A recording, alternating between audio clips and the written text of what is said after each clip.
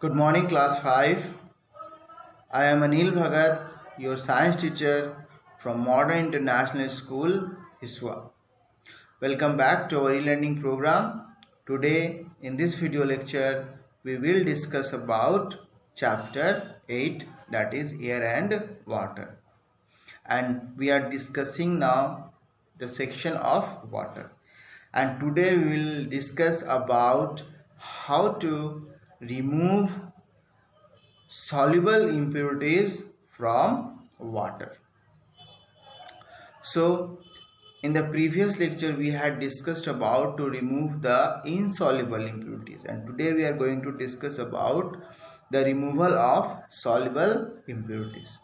So here class, the removal of soluble impurities from water is more difficult than the removal of insoluble impurities from water.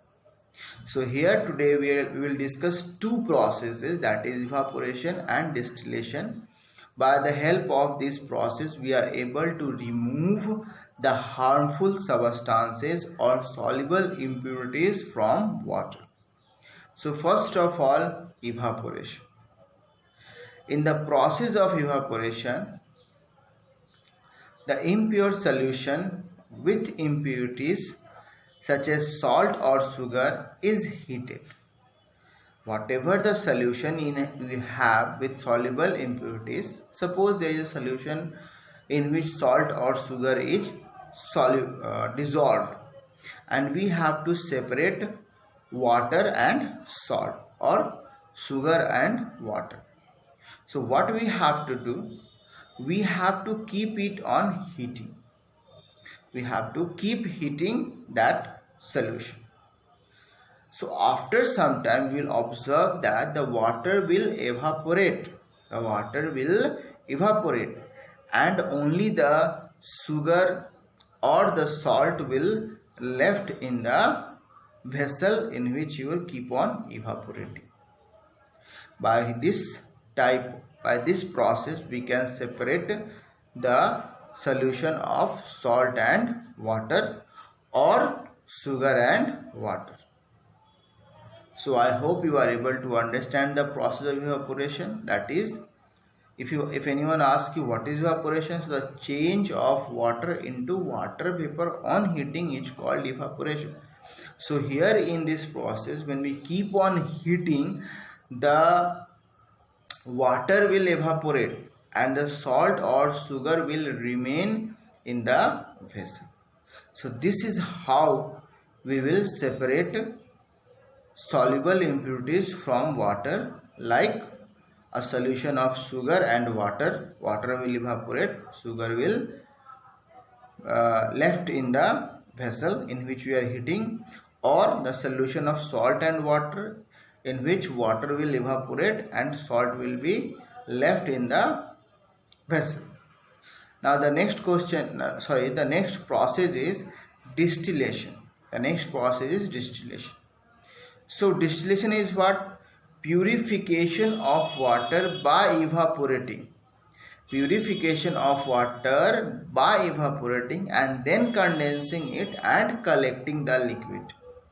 And then collecting the resulting liquid. So here is the thing, purification of water by the process of evaporation and then condensing it and then collecting the resulting liquid. So this is the process called distillation. Now here let's discuss one by one. What are the steps are here? Number 1, the impure water taken in a flask is heated.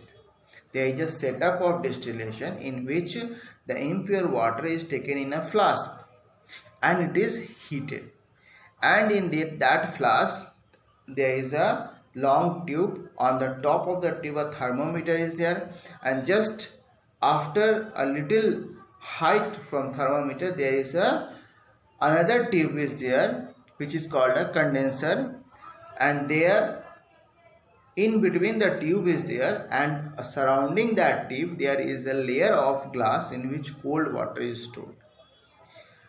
So when this evaporated water pass through this condenser, then this evaporated water that or water vapor will convert into small drops of water and collected into a conical flask, and this water is called the purest form of water, and it is called the distillate.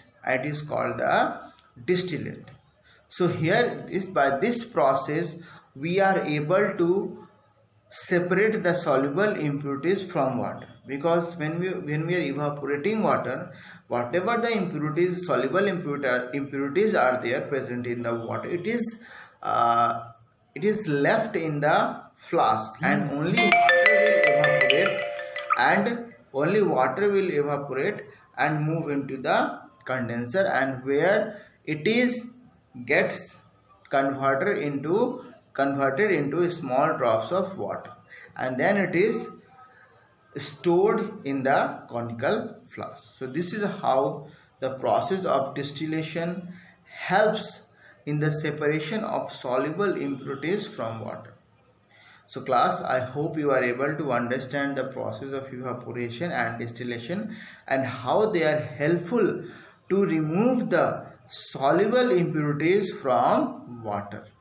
If any problem, ask me class. I will help you. Have a great day. Be safe at home. Thank you.